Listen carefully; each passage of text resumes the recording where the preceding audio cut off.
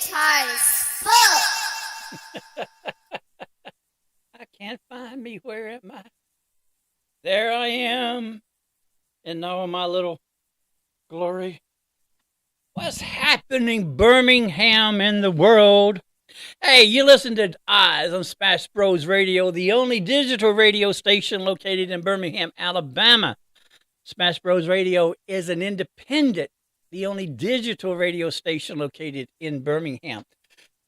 Smash Bros provides a venue, provides a platform for all independent artists. So if you have not done so, please like, follow, share, and subscribe to Smash Bros Radio. You can find us on TikTok. You can find us on Instagram, YouTube, as well as Facebook, Smash Bros Radio. As well as OZZz, I'm your Dutch uncle. You can find me on TikTok. You can find me on Instagram, Twitter, Facebook, YouTube, practically everywhere. So it's Monday. It's going to be hot as hell today. Those of you who knows more, who know about Alabama history or know about Alabama weather, knows that during this time it becomes very, very, very, very, very, very hot and humid. So please make sure that you stay hydrated. And while we're talking about being hydrated, make sure that you go out and you purchase 1186 artesian water. 1186 artesian water, 1186 artesian water. Best water there is, I think. And I've drank most of them. And one thing I like about this artesian water, 1186 artesian water, is minority owned and also comes from a Toggerville out of the artesian springs that they have located in the Toggerville. So please check them out, 1186 water. Also, make sure that you check out Alicia's Coffee, LLC, ALICIA, LLC, Alicia's Coffee, located in Vincent, Alabama, but also she will ship you the coffee. Check the website out.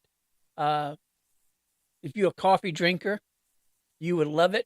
Also, if you like iced coffee or cold coffee, she has a good variety of coffees for you. So,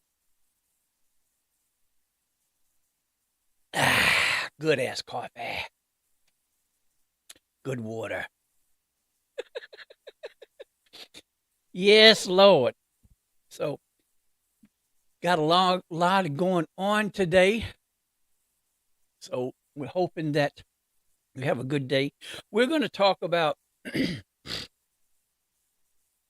what it's like once you have a dream and a goal and you start advancing more so up the ladder of notoriety, celebrity, once you start gaining some type of success, how people, your homies, your neighborhood feel that they have a right to have that entitlement, and they don't have that right to entitlement. It's one thing having your back, always being there, being supportive, being your dog, being your homie, being your and you raised with them, you grew up with them, you spent the night with them. Parents know each other, grandparents know each other. There comes a time to where everyone cannot travel with you on your path, on your journey. And it's not intended for everybody to do that. You can still remain close to home, to have that attachment to your neighborhood, to your hometown. But when it comes down to actually people riding your coattail, that's where everything becomes muddled. That's where everything becomes diffused, for lack of another word. I find it suspicious when a man takes care of a man. I've had friends for over 40-something years, and my male friends have never bought me a house, have never basically kept me. Paid the bills, bought my groceries. My we don't we never thought about doing that, and I find it very suspicious and very peculiar that there's this mindset in the community that, well, I was with him when he started. I backed him. I drove. Okay, that's what friends are supposed to do. That's what friends are supposed to do. For you to think that they owe you, is no. There's no type of IOU to you. You weren't the one to do the sacrifices. You weren't the one to go through. Now, what that individual came to you and talked about, you were their shoulder. That's cool. For you to want more, I think, is somewhat peculiar, somewhat odd. There have been numerous cases to where people have become successful and they had this huge entourage. And this huge entourage consists of family members and friends. To have 20 individuals that are constantly on the go with you, that are constantly with you, that you're paying for their hotel expense, you're paying for the travel, you're paying for their livelihood.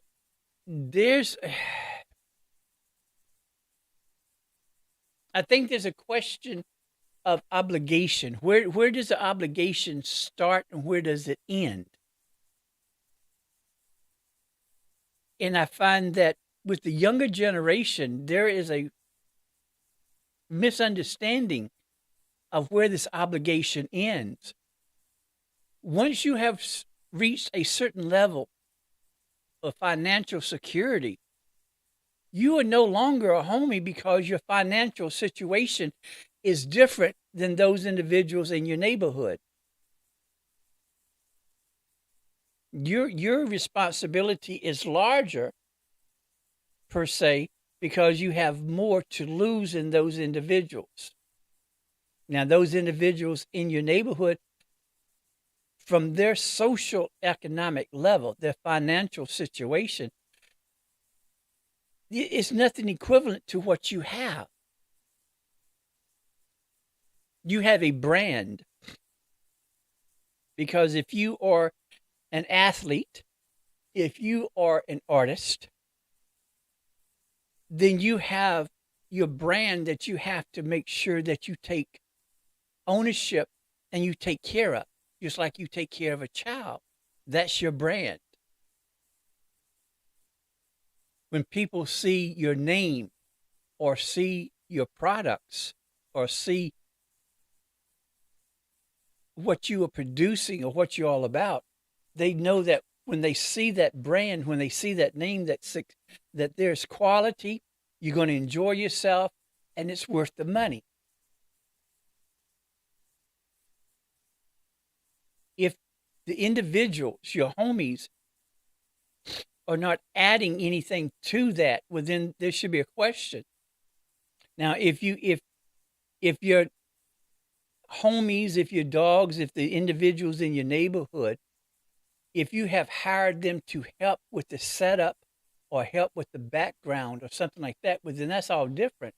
But if you have individuals that you have been friends with for a long time, and they're not doing anything but enjoying the fruits of your success, then you should take a step back and re-examine your relationship.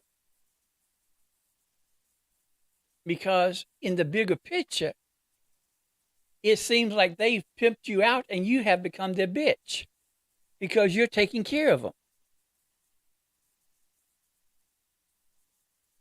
I know of an individual and a football player that graduated from Huffman High School, went to the University of Alabama, and then was drafted into the pros. And this individual bought his friends' homes and took care of them like they were his wives. I find that suspect. That me being 63 years old, there is no way in hell that I'm going to take care of a male friend. I'm not going to do it. And then for you to take them on trips, I can understand you taking them to 1 or 2 trips, but when they are part of your entourage and they're with you, and then you paying for these floors in these hotels, and then you're furnishing nannies to these individuals, there's something wrong with that equation. There's something very wrong with that equation. So you are buying these individuals. Basically, you're taking care of them. But what are they giving back? From the outside, they're taking. So who really is a bitch?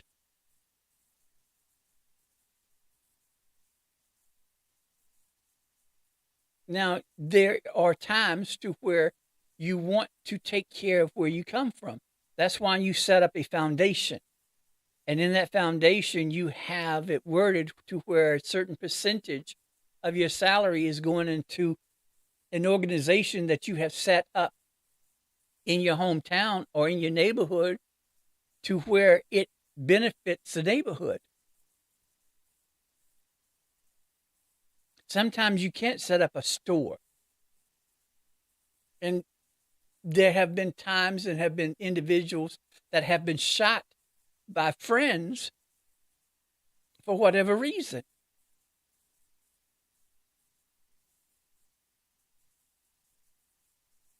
I think there should be a re-examine of what the friendship is all about. Does friendship eventually come into being associates? Now, just because I went to school with you does not make you a friend. Just because I took classes with you does not make you a friend. Just because I worked with you does not make you a friend. I hold no obligations to nobody. And if there were a set or a list of individuals that I owe, would be possibly at times my parents or sometimes my relatives, and then that becomes very flimsy and very questionable, because your family members are likely to be the most ones to stab you in the back because they're extremely jealous. Well, we came from the same place. We slept on Big Mama's floor. We spent the night. We spent the summers over there. What makes you be? All this stuff. All of this stuff. And you will be surprised how people hold on to grudges that you didn't even know they had. Little stupid, little punk ass bitch grudges because Big Mama gave you a lollipop bigger than mine, or because you'd be surprised at the grudges that individuals have that you didn't even know they had. You're in your 30s and 40s, and now all of a sudden you're learning that your favorite cousin really isn't your favorite cousin, that they all along didn't like you because they felt that you were the favorite one, or for whatever little stupid. You have to understand, when it comes to jealousy, there is no legitimate reason for jealousy. There really isn't. You can have the least, and the individual that has the most will be jealous of you, and because of you having a certain small token, and they can't have it, well, if I can't have it, you can't have it either.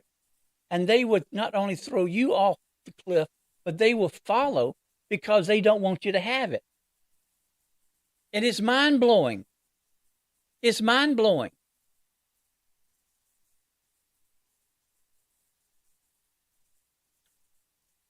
My success came from me.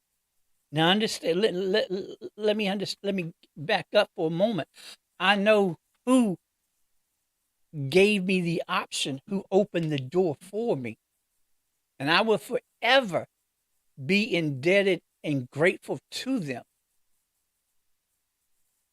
Roger Chaney started it. I was on his podcast, and I was in 2 or 3 of his movies. Then Jonathan Crumb, father of where are they? WTAT. I was on his podcast. So Roger started me on this path. I was in 2 or 3 of his movies. He has even used my home as a as a set for 2 of his movies or 1 of his movies. So I owe a gratitude to Roger Chaney for what he started. Then from there,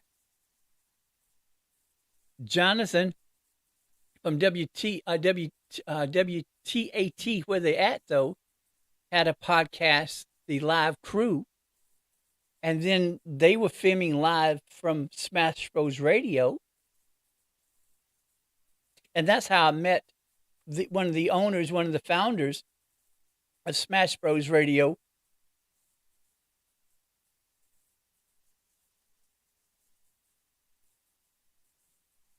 And from there, I'm where I am now.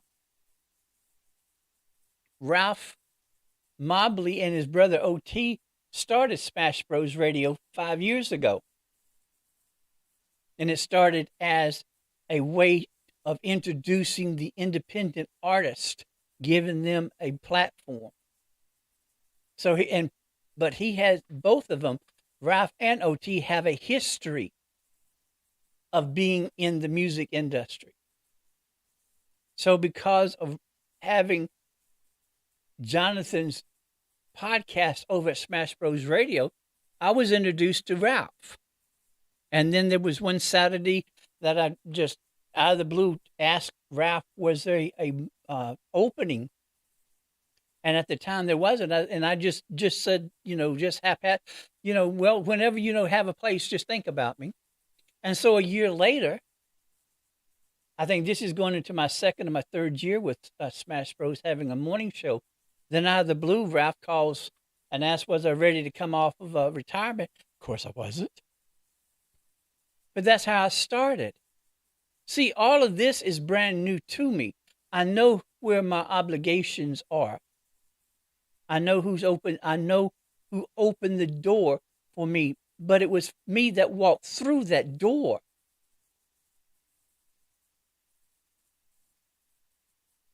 Ralph gave me the option, gave me the chance of doing a morning show.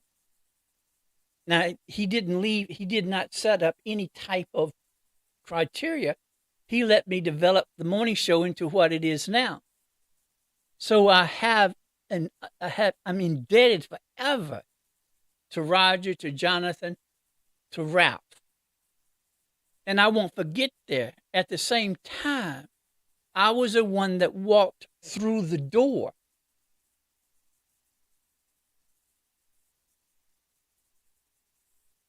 And if by chance or when I do become successful, more so now, I will always give back to Smash Bros. Radio. Not because I'm obligated, but because I know who gave me the opportunity. But Ralph doesn't expect anything.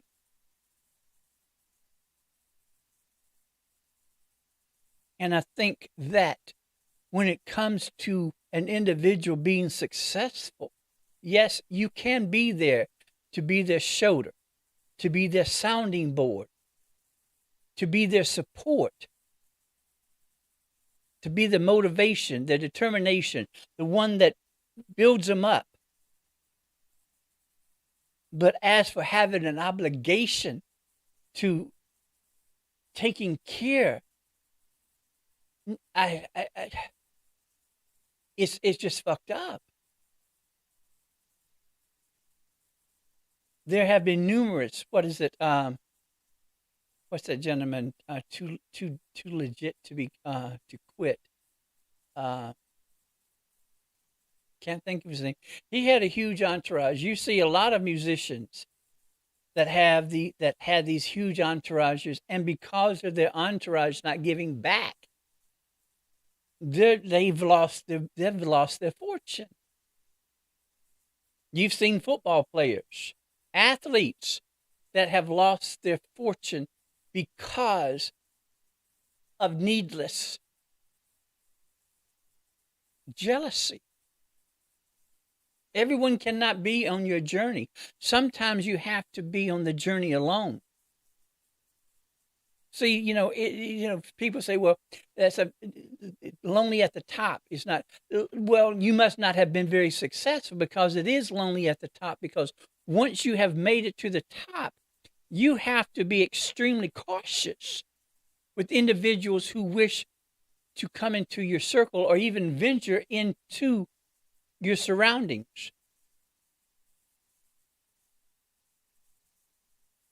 We have a problem when it comes to the definition of friends and associates. We have this negative stigma about associate. I can be a close associate to you, but you're not a friend.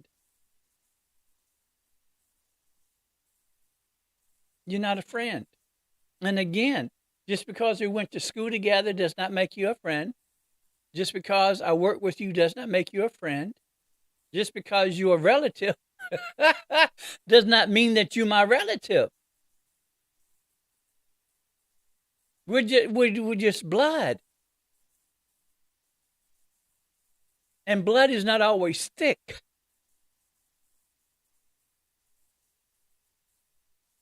When I'm in 2016, I retired in 2013. In 2016, I moved down to Miami. When I retired in 2013, I withdrew some money and thought that I had claimed the money on my income tax. Well, in 2016, the IRS came and said that, no, you didn't. So I owed the government $26,000. Now, I had just sold my condo, so I owed the government $26,000. I've just sold my condo. I had not had the chance to look for another location. So my sister had just become a grandmother for the first time, and they were going up to visit their son. And so, as usual, when they have 2 labs during the time. And so I used to babysit the labs when they would leave. So that way they wouldn't have to put them in a hotel, doggy hotel. So I went down to Miami. My brother-in-law took me aside and said, listen, your sister's told me your situation. Why don't you come down here, pay me $600 a month? Then that way you can pay the government off quickly. And if you find that you like it down here, you can stay with us. Well, it seemed all well and good. But I knew that from my past experiences, there was some type of gray area with me and my sister. But I did not know that gray area was a dark area. I did not know that there was a grudge. A foolish, childish grudge. Now, during that time, I was in my late 50s, and my sister is 3 years younger than me. So we're in our late 50s. So the first red flag was out of the blue. Well, you know that you were always Mama's, which was my grandmother. You know that you was always Mama's favorite grandchild. And I'm thinking, this bitch is stupid. We're going into our 60s, and you talking about things 50-something years ago. I'm the eldest. I'm the first. Of course, there would be some type of, not favoritism, but a special bond between me and my grandparents because of me being the first. But see, my grandmother was a typical grandmother. She technically did not have a favorite grandchild. There was just certain grandchildren that needed more attention and more love. I didn't need the attention. I didn't need the love. I knew my place. And see, that's another thing. When I was raised to know your place, stay in your place, appreciate your place. I knew my place. I knew where I stood with my grandparents. And because I knew of my standing and my position with my grandparents, I knew where I was in my family. There was no question.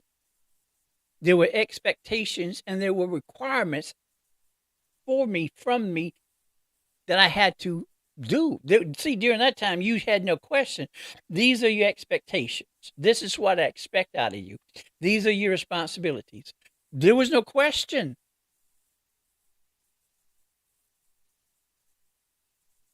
So, because of that hidden grudge, I'm finding out that my sister was jealous because I was a favorite. And then,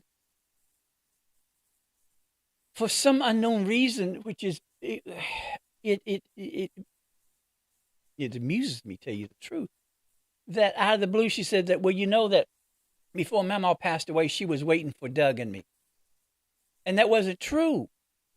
I was taking AP classes to teach AP classes up at the University of Alabama, so I had to leave that and go straight to Montgomery because the doctor had asked the family, who has she not seen? And everybody, from what my aunt has said that she hadn't seen Lewis, her grandson. And the doctor said, well, that's why she's waiting for Lewis. So I had to leave Tuscaloosa to go to Montgomery, which I think is a 45-minute drive. And as soon as I get to the hospital and into the room, the family was there. Next thing I know, everybody was out. I told my grandmother that it's time for you to go. I want to be selfish. I don't want you to go, but I'm going to be okay. And she went to sleep. Now, I think that she squeezed my hand, but she went to sleep. And then everybody came in. So for my sister to out of the blue to say that, well, you know, my grandmother, there was no attachment to Doug. Now, she appreciated Doug because Doug did a lot for her. But as for waiting for Doug, no. So see, all of this, you don't know what people are holding from the past. So once you have reached a certain level of success, that little grudge, that little mustard seed of grudge has all of a sudden grew into this huge ass oak tree. And you're wondering, well, where the hell is this coming from?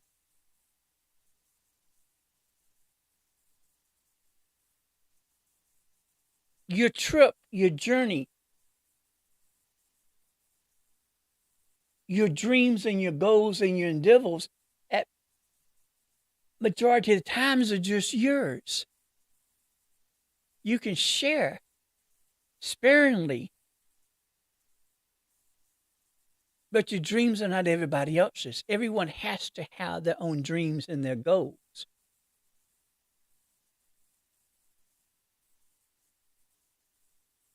It's not your obligation to make sure that everyone is feeling happy. It is not your place to make everybody happy. Everybody has to make themselves happy, as well as everyone has to love themselves. They have to have that self-confidence. You have the self-confidence to know that these are the obstacles, but this is what I want. And I'm willing to do whatever it takes for me to get what I want because I deserve this. And there's nothing wrong with that. There's nothing wrong wanting more than what you have. Another example. After graduating from Alabama State, I went to the University of South Carolina. But I knew that I was fucked up in my mind because every time I was becoming successful, I would sabotage myself. And I knew that if I wanted to achieve that success that is rightfully mine, I have to find out what is wrong with me. So I went to a therapist, and she was honest with me, blatantly. She was transparent with me. And she told me, I cannot help you unless you want to be helped. Now, if you're in here just to hear me give you, I'm not here to baby you. I'm here to help you to see what might be the problem. So you're going to have to understand that for me to, first of all, you have to come willingly. Are you willingly, are you coming willingly to understand that sometimes you're going to have to look at yourself raw and understand that sometimes looking at yourself raw, looking at the real you, you may not appreciate because you have been living in a fantasy world that really what you thought you were, that you aren't. Now, if you're coming to want to be helped, willing to be helped, open to be helped, then I can help you. That means being blatantly raw with your answers. Looking at yourself raw, looking at yourself buck-ass naked. And I knew for me to reach that level, I had to. So I was blatantly truthful. Now, of course, it did hurt because I was reliving some of the things that I had forgotten. At the end, I found out that I was, how can I put this? I didn't think that it was right for me to be successful when my sisters weren't successful. How dare I be successful? So I understand now that you can come from the same source. You can have the same mom and the same daddy. But you are a separate entity. You are separate. You can go through the same scenario, the same situation, the same circumstances. But the perception is going to be different for some reason. How you view things are going to be different. And I learned that people's definition of success is totally different. If my sisters are content with where they are, well, then they're successful. Now, they can change if they want to, but if they are content, if they are comfortable where they are, well, then that's not my problem. I wanted more. I'm the only one with a high school degree. I'm the only one with a BS, BA, EDS, administration certificate or certification, and an EDD. It does not make me better than anybody else in the family. I just wanted more. And when you become successful, there's nothing wrong with you wanting more. It's your right. You have no obligation except to your success. Your parents, your mama can only give you the foundation to build upon. She cannot live your life because as you grow and when you grow, you're going to go through different experiences than what they did, your mom and your dad. And so that's going to change your way of viewing things, of doing things. I was taught how to cook. From that, I added my own flair. At times, my dressing's better than my mama's and my grandmama's. They were the one that taught me, though. So when it comes to being successful, because of your experiences, because of your perception, because how you view things are going to be different than those individuals in which you were raised with, that you went to high school with, that was always there with you, that you fucked the girls with, that you ran a train on, you got drunk, you smoke. You're still going to have that history with them per se, but you have grown differently. You have outgrown that. You have reached another level. You're able to travel. And there's nothing wrong with wanting your friends to travel with you, but not on a consistent and constant basis. And again, you have no obligations to anyone except to yourself. You were the one that put in the sweat, the tears, the sacrifices, the energy. You were the one that went through the trials and tribulations to get what you have. And it was good that you had those homies to back you up because that's what you needed. You needed their energy.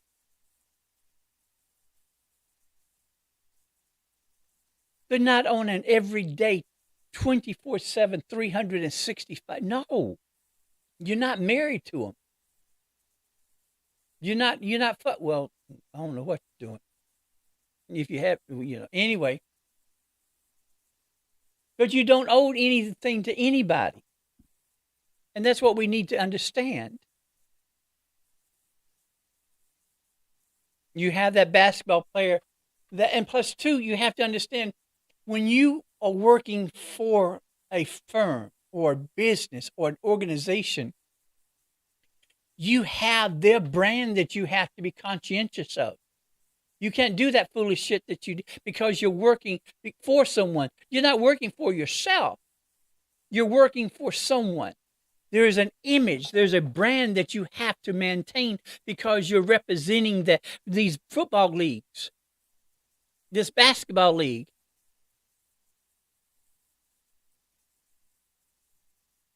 And sometimes even in the music industry, you have to put your homies aside because they're ruining your image. And you are allowing them to dictate to you. You're not like them anymore.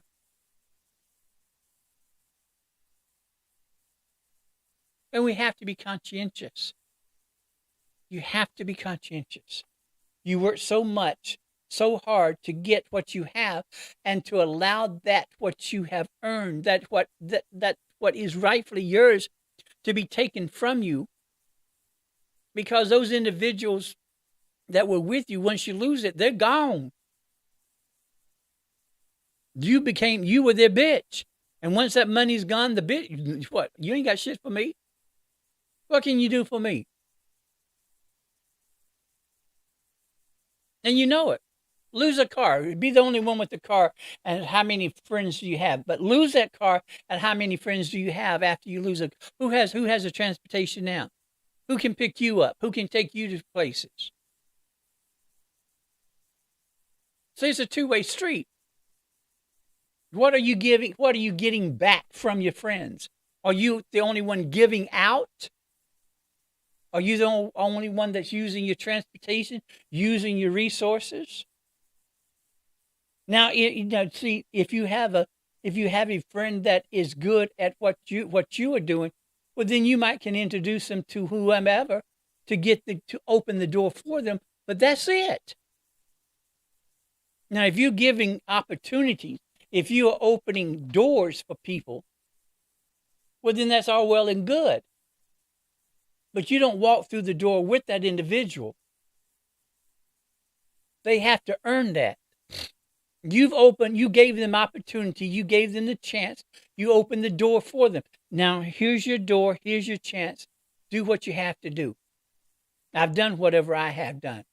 I can't do no more.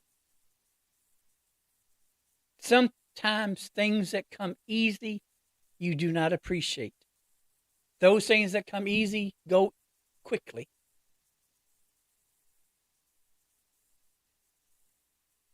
And it is what it is. But everybody cannot be on your journey with you. It's not possible. And especially if you want to maintain a certain level of a living. And you need to quit being the bitch for everybody. Cut those individuals off and see if they stay loyal to you. And I would wager that if you cut them off, they're not going to be with you no more. They're going to talk bad about you. And also going to tell you secrets. So, Monday, 6 months before Christmas. I appreciate y'all. I appreciate y'all stopping in. Smash Bros Radio, the only digital radio station located in Birmingham, Alabama. You can find us on TikTok. You can find us on Instagram, as well as YouTube and Facebook. Like, follow, share, subscribe. I'm OZZz, your Dutch uncle. You can find me on TikTok. You can find me on Instagram, Twitter, Facebook, YouTube. I appreciate you. Appreciate you tremendously. Know that you have value. You have worth. That you are the one that creates all obstacles.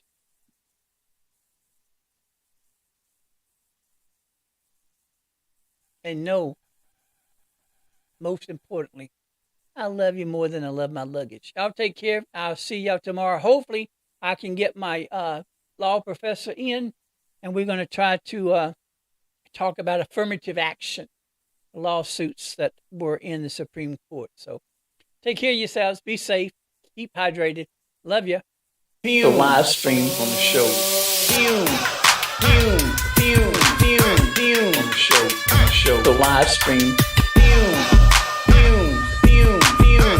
On the show. On the show. On the show. The live stream.